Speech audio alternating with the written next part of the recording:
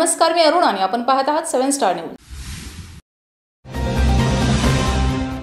कडेपूर तालुका कडेगाव येथे दोघा अनोळखी चोरट्यांनी भर दिवसा शेतात काम करणाऱ्या 2 महिलांना चाकूचा धाक दाखवून त्यांच्याकडील 82,000 रुपयांचे सोन्याचे दागिने लुटल्याची खळबळजनक घटना गुरुवारी 12 तारखेला सकाळी 11:15च्या सुमारास घडली आहे।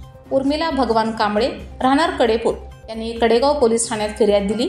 या जबरी चोरीच्या घटनेने कडेपूर कडेगाव परिसरातील नागरिकात भीतीचे वातावरण पसरले।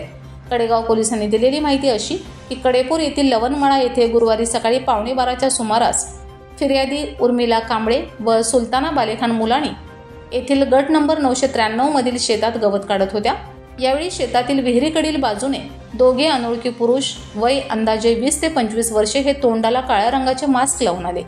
त्यातील चॉकलेटी काळपट रंगाचा शर्ट घातलेला एक अनोळखी फिर्यादी उर्मिला यांच्या जवळ आला। त्याने हातातील चाकू उर्मिला यांना दाखवला। तुझ्या अंगावरील दागिने गपचूप काढ, नाहीतर चाकू तुझ्या पोटात खुपशीन अशी धमकी दिली। त्यानंतर फिर्यादी उर्मिला यांच्या अंगावरील सोन्याचे मंगळसूत्र, कानातील टॉप्स असे 82,000 रुपये किमतीचे सोन्याचे दागिने लुटले।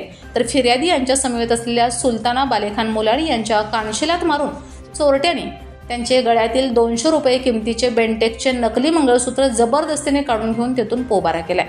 चोरट्यांनी भर दिवसात चाकूचा धाक दाखवून महिलांच्या अंगावरील दागिने लुटल्याच्या खळबळजनक घटनेने कडेपूर व कडेगाव परिसरातील नागरिकात भीतीचे वातावरण निर्माण झाले।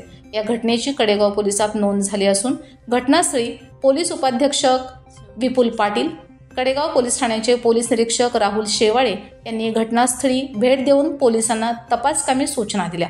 Bureau report 7 star news.